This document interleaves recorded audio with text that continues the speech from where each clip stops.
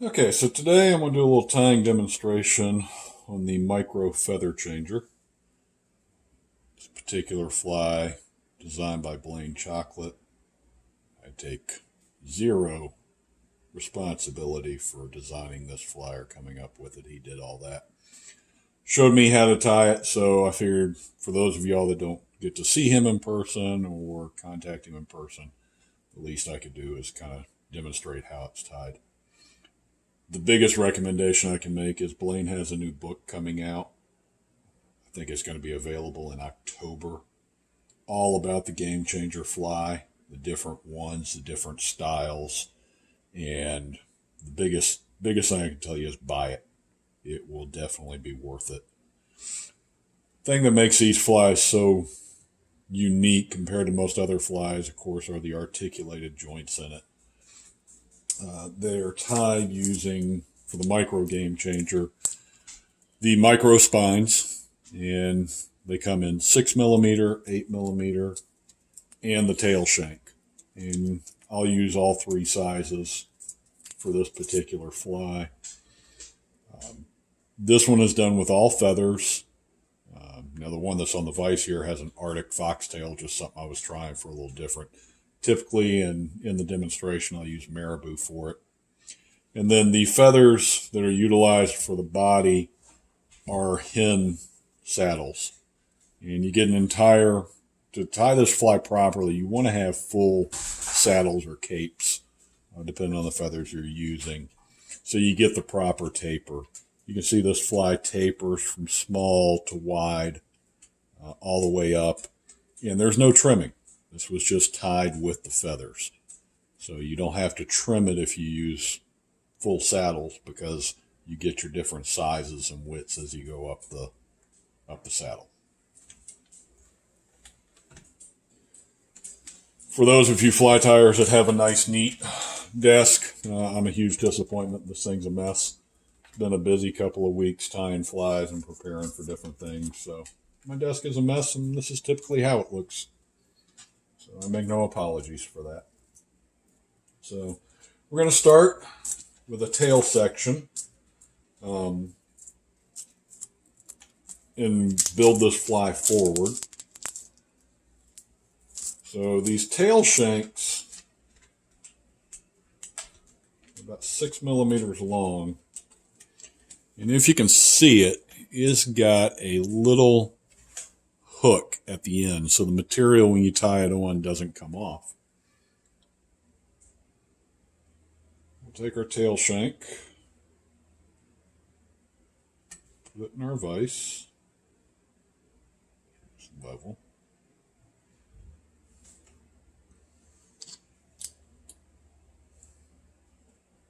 Well, of course, my thread would have pulled back through the bottom. Always some technical difficulty somewhere.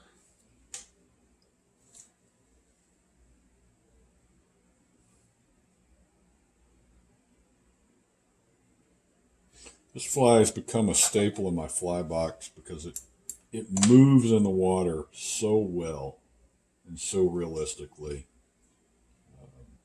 Redfish, trout, and tarpon just absolutely love it. Snook do too, but my snook have kind of gone off to spawn. So, all right, attach our thread like we would with anything.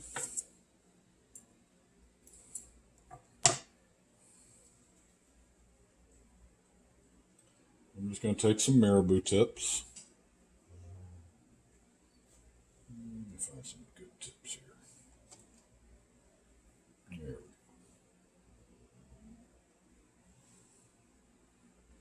Measure it out where I'm going to get the taper that I want coming off the back. Doesn't take a lot.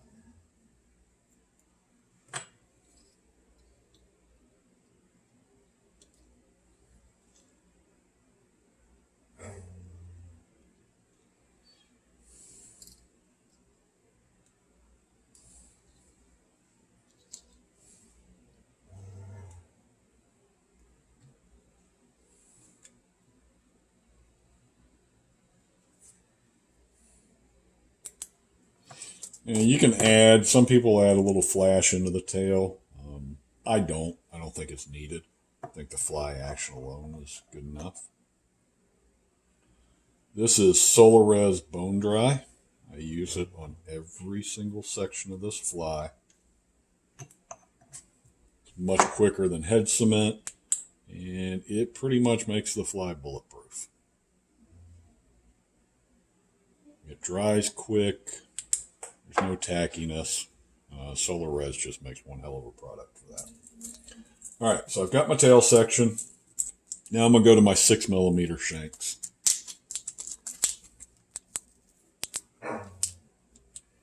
I will use a total of 3 of these in 6mm.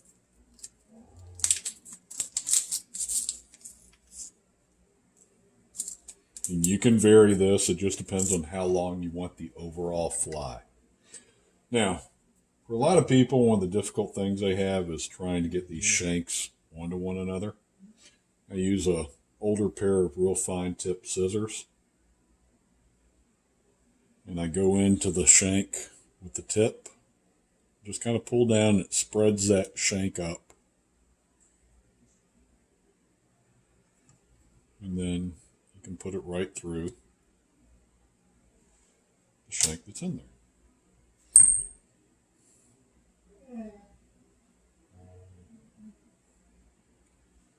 Sounds like my Malin was upset that I'm tying and not playing with him, so.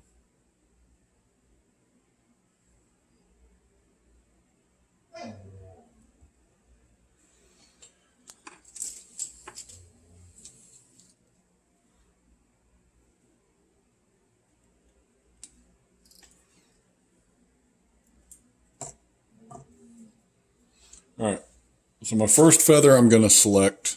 I'm going to go down to the bottom down here and get one of these nice small webby feathers. Let's see. I'm not so much worried about the tip of the feather, it's the body of the feather. Pluck it out, splay it a little bit. I'm going to go in here, trim this off to the thinner part.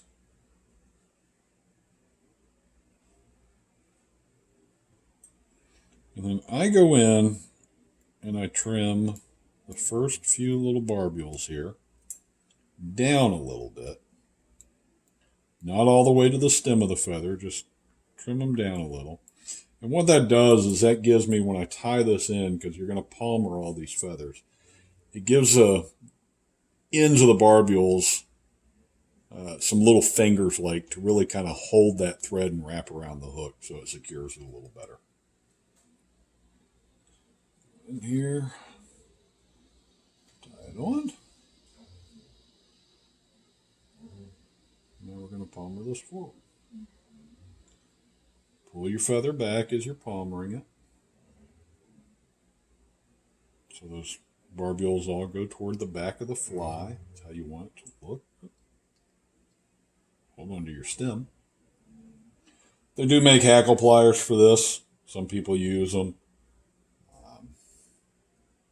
I lost the only pair I ever liked, so I've never found another pair I like, so I just do it by hand.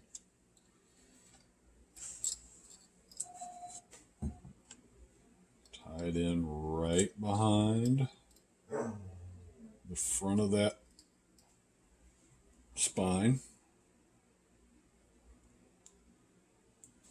Trim off the excess. Pull these barbules back.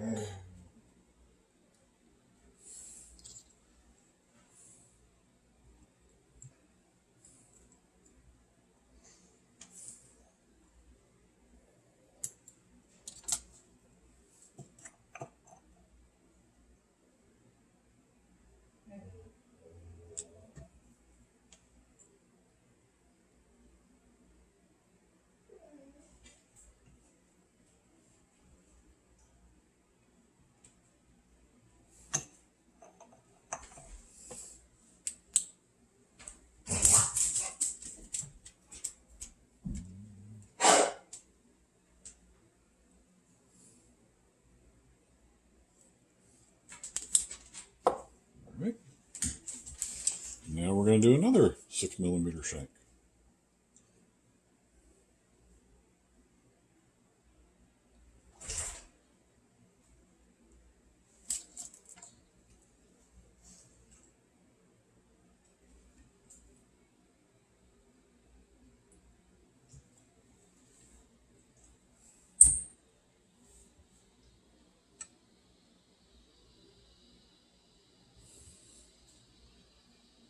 Now, I'm going to alternate. I'm going to go from the white to the grizzly, and I'm going to keep alternating those two colors back and forth so I get the final look on this fly that I want. But you can see I'm kind of going to the same area on this saddle that I did on the last one. Get just a little bit bigger feather. Uncover my scissors I just covered up.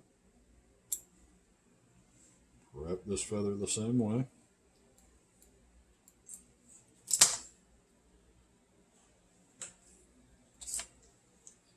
Don't get ahead of yourself and make sure you attach your thread.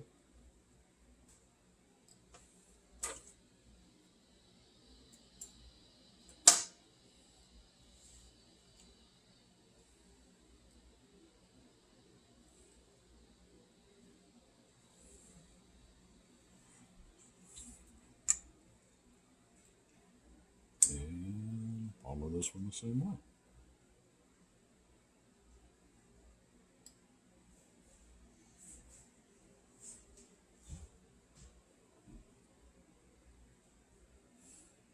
It does take a little practice getting used to these 6mm shanks. They are small.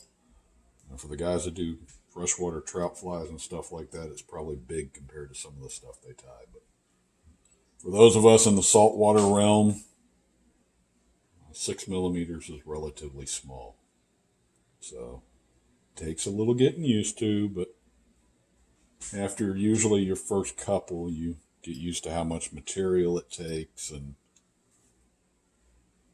how to handle the smaller size.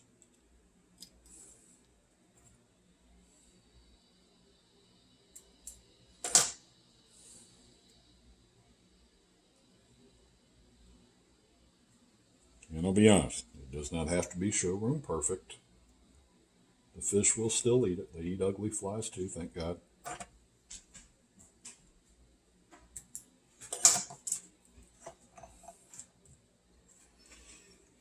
Now, why do I coat this?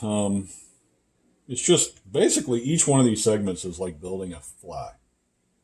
So coat it and it will help this fly last a lot longer. These flies take a little time to tie. The last thing you want to do is have it destroyed by a single fish. So I take the extra few moments to hit it with the UV epoxy on each and every segment. And even tarpon eating them, I'm still getting plenty of fish out of each fly. As a matter of fact, I usually lose it because it gets broken off or something of that nature before the fly is ever destroyed, especially tarpon fishing.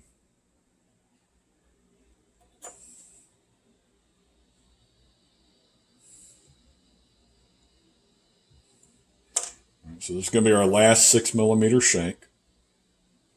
So we got 3 6mm and a tail shank. So already you've got 4 articulations in this fly. The tail and 3 6mm.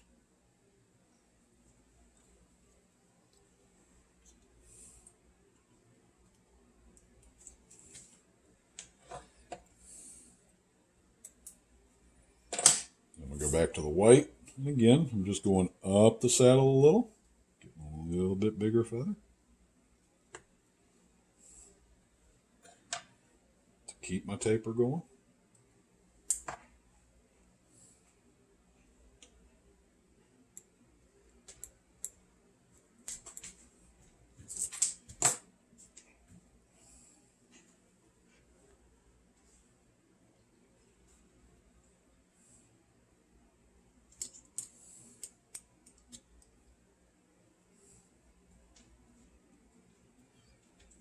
Blane's probably going to see this and like pull his hair out because there's some trick he does or something like that. And Blane, if that happens, I apologize. I place no blame upon you. You showed me the correct way. Hopefully I'm imitating it for you.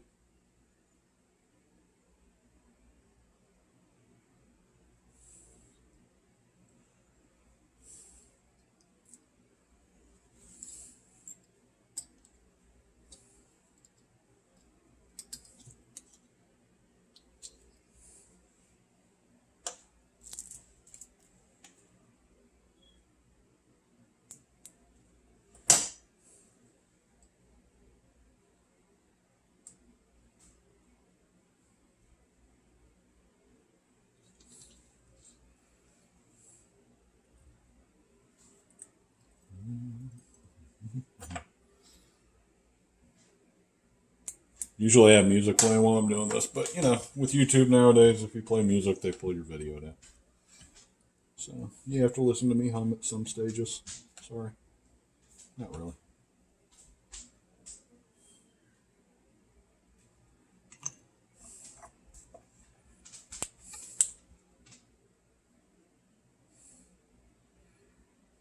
If you use the SolarRes product, when you hit it with the UV light, the first time you use it, you may be a little surprised.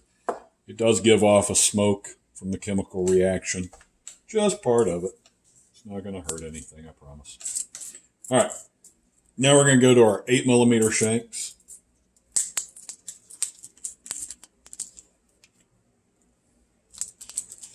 I'm going to utilize 2 of these.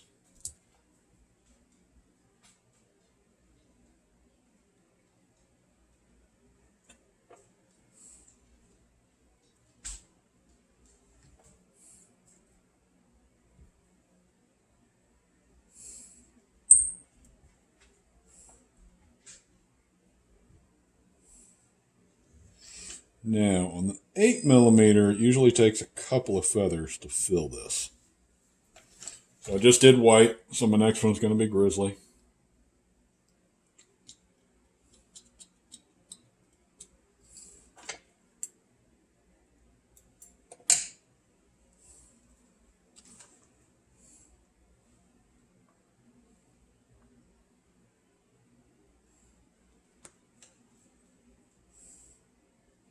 These particular hen saddles come from Hairline Dubbing.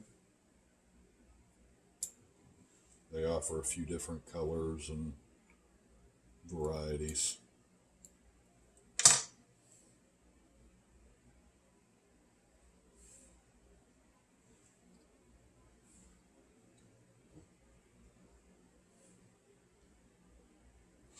Sometimes if you don't get that little spline in there just right, it doesn't want to lay like you want it to while you're trying to tie.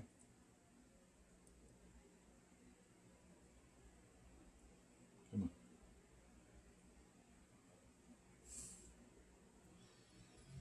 Like a little fine point to get it to lay down like you want it to.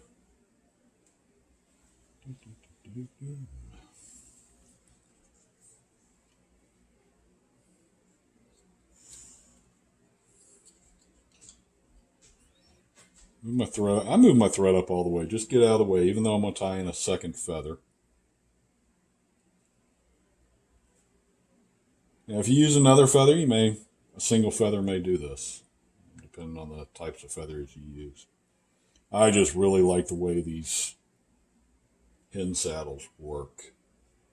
That was kind of one of the things Blane turned me on to. I had used some other saddles and some neck feathers and schlappen, and they just never gave me the fly, the look to the fly that I really wanted. Tie this one off.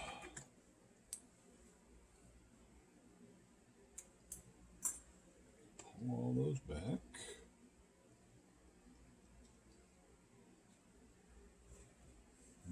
I'm going to go back to white. I'm about halfway up the saddle now.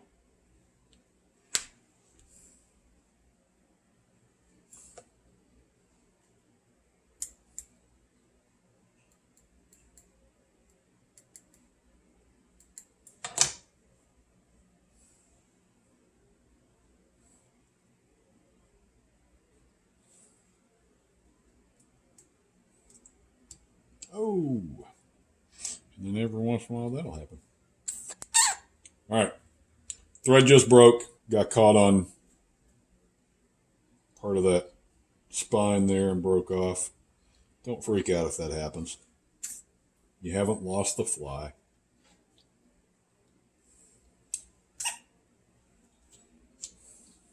All right, all I'm going to do, restart my thread. It can happen on hook points. It can happen on these spines. It can happen anywhere. The thread gets caught and decides to break, or you pull too hard on it or something stupid like that. Attach my thread. Didn't plan on that happening, but hey, might as well show you what you can do. I've watched guys pull entire flies apart just because they lost the thread like that, and you don't have to.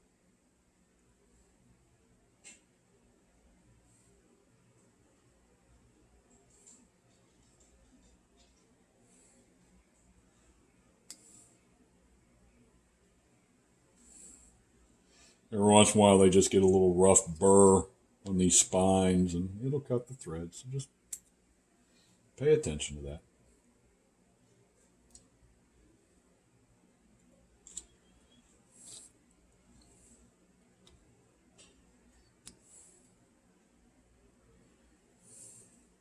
And typically, I try to keep my spines angled up. I'm just trying to give a little better camera angle so you can see exactly what's taking place. So it's angled down a little.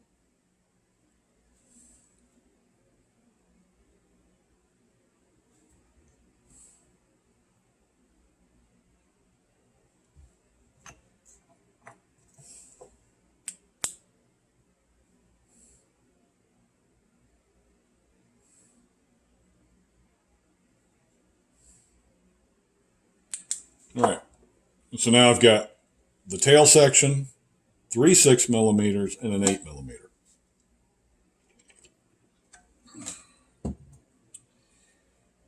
I'm going to take another 8mm.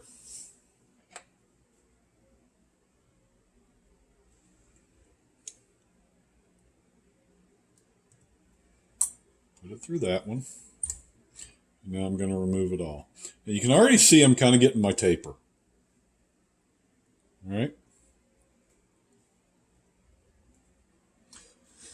Now, for my hook on this one, I'm going to use a Gamakatsu SL12S short, number 1.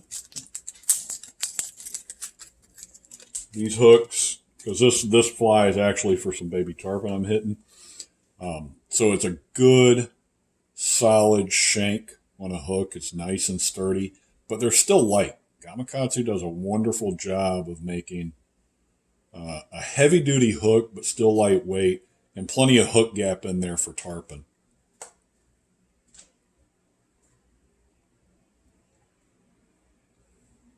All right. Put my hook in. Attach my thread to the hook.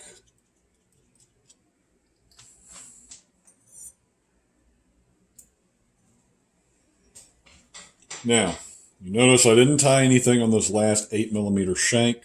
That's because that's how we're going to attach the tail to the fly.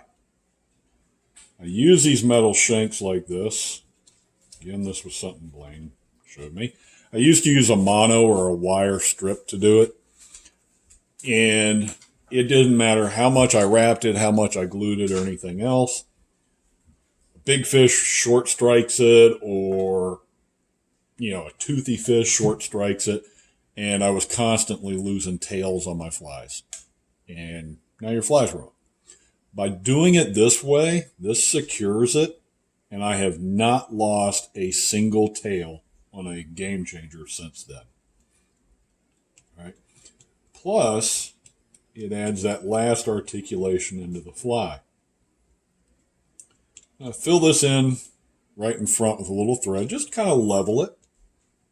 Doesn't have to be exact, but just kind of level it out. All right. Got white.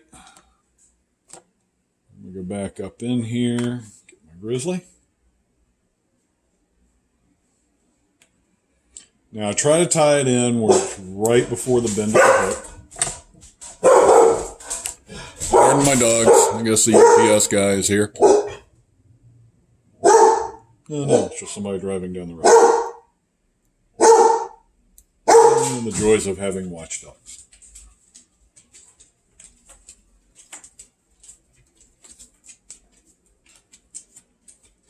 Again, we're just going to tie this feather in. And we will palmer it forward.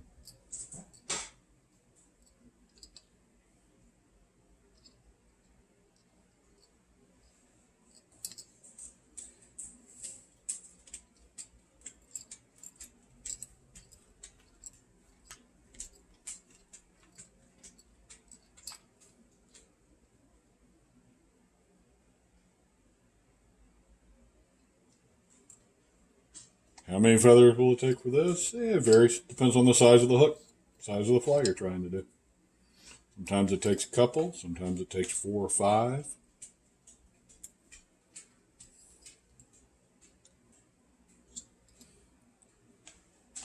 Now, I'm going to use another grizzly. This is going to be one of the few times I don't alternate back and forth. Because I kind of want this grizzly and this white combined gives it a little bit of that gray look. I just want that nice dark look in the shoulder area of the fly. Kind of imitate the bait fish a little better.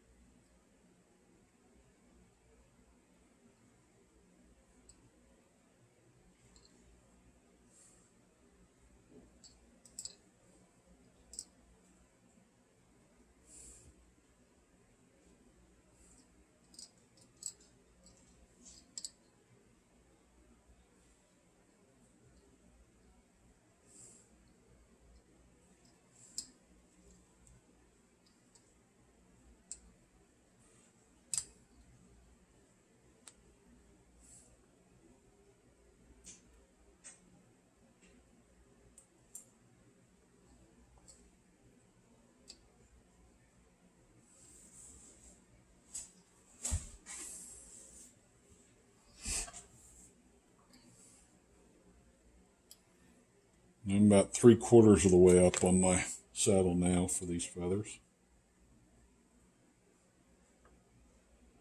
So you just, as you work forward on the fly, you just go higher up and get a little bit wider feather. And it will give it that nice taper without having to cut and ruin the tips of the feathers. I like those natural tips on these. That's the reason I do it this way. I think the natural tip just looks better in the water than trying to trim it with scissors. And that doesn't matter if I'm tying this type of fly or if I'm using it for the tail of a fly on something. I like those natural tips. I just think they look better. Fish may not care. I do.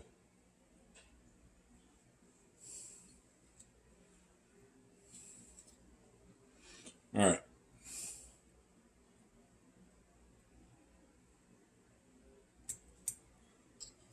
Now, so far we've done grizzly and white all the way up. Now we're getting towards the head of the fly.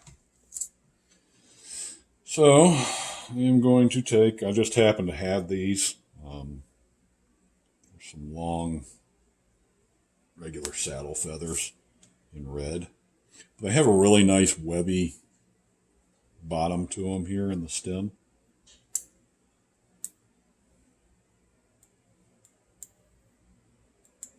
I'm going to take this,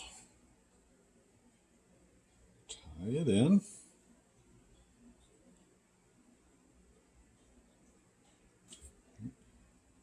and I'm going to give it a few wraps. Why the red? Well, I believe the red, it's just my personal opinion, gives a little bit of that gill attractant to this fly. Don't need many wraps, just a few. Gives it just that little bit of red to look like some gills on there. Maybe it's just my imagination, but I'm tying it, so I like it. And then what I'm going to do is I'm going to kind of go in here, separate my red from all that, and just trim down the top. Just want the gill look on the sides and the bottom. That's where gills typically are. And then I'll move my thread back, actually into some of those barbules I just cut off there. And I'm going to go with white, because we're at the head of the fly, and I just want pure white for that. So almost all the way to the top of my saddle.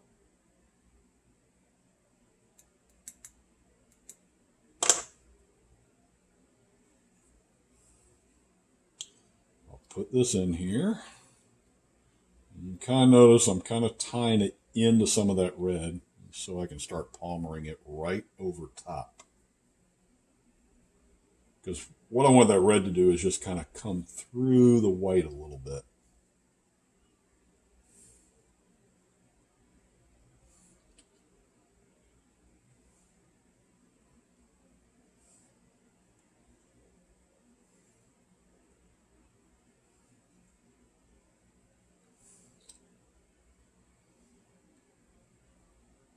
All the way to just behind the hook guy.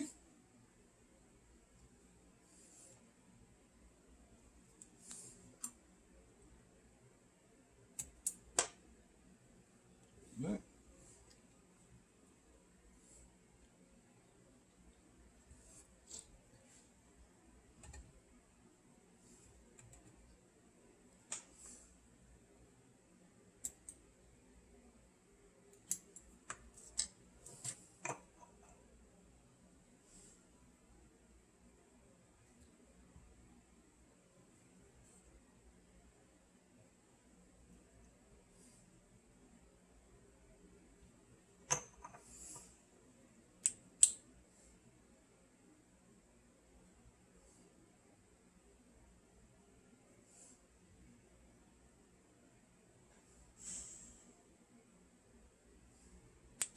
All right.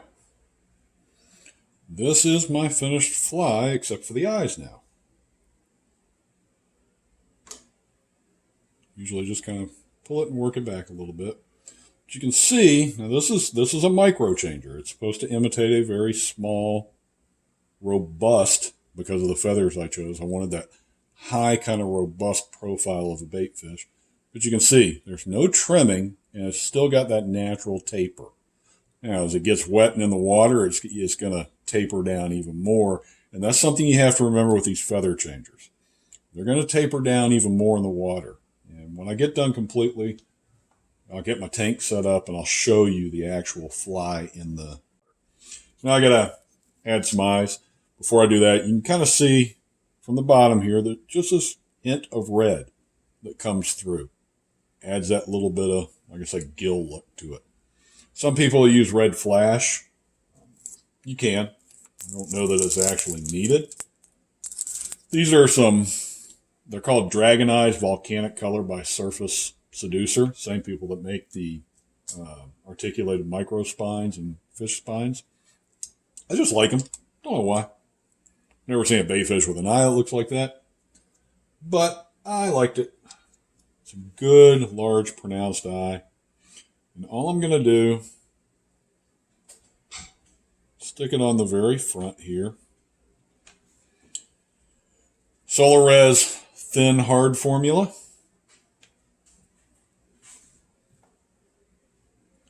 Press that eye down. Pull my feathers back. And we'll put this Solar Res on top of the eye.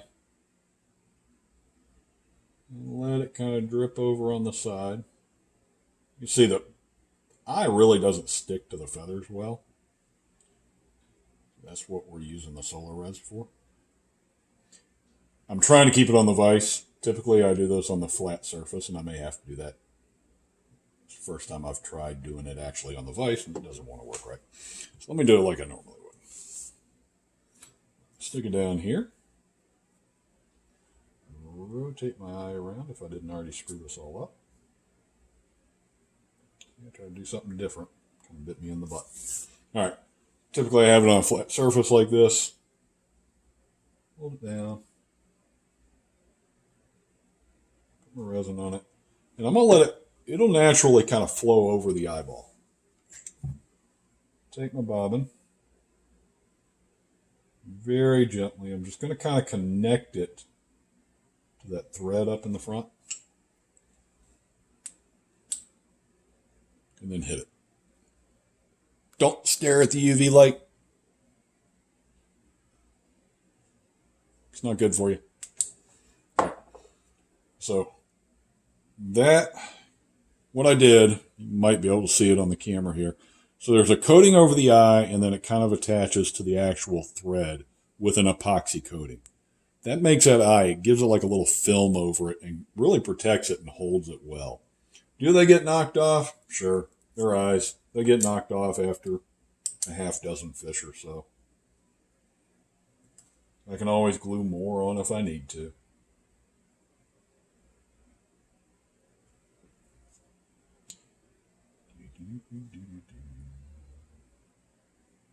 If I hadn't made that mistake earlier, they wouldn't normally stick to my fingers like that.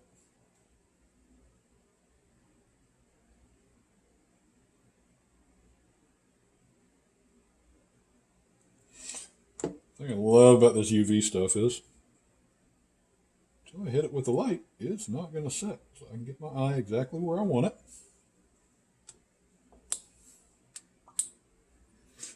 Hit it with the UV.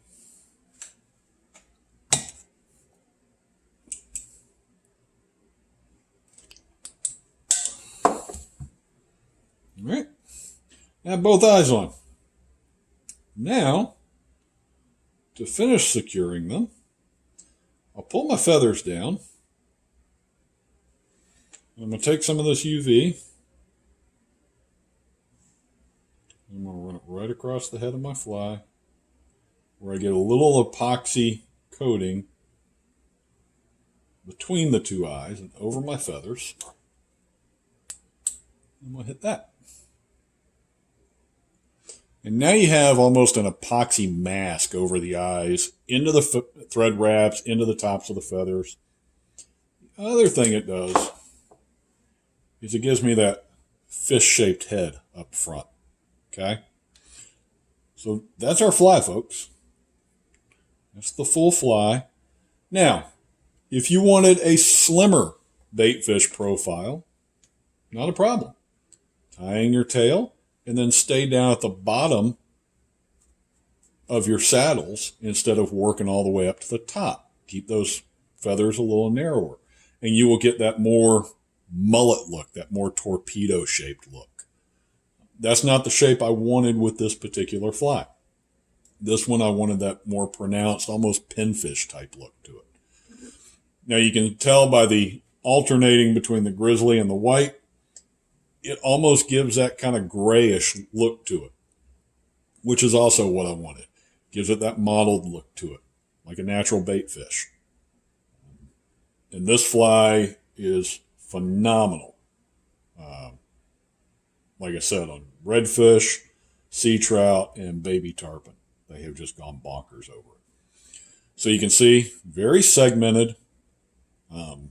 You've got the tail, 3 6mm, and then 2 8mm. So you have 6 articulations in a fly that, when we measure it out, using a tape measure, is exactly 2.5 inches long. So a 2.5-inch bait fish with 6 articulations in it. So you're going to have the articulations as it's going through the water, plus the pulsating of the feathers. And that's really why the fish just go bonkers over it. You can put a weed guard on it if you want. You could drop down. I use a single mono weed guard. Where I'm fishing these right now, I don't need the weed guard, so I don't put them in. So I'm going to get my test tank set up, and then I'll show you what it looks like in the water. If y'all haven't seen it before, this is the fly tank. It's a testing tank done by Flyman Fish Company. All acrylic, little aerator pump in there. It's designed where you can test them inside that tube to get a solid water flow. You can do it up top so you can see what it looks like. You can see how it creates those little ripples up top so you can get top water action.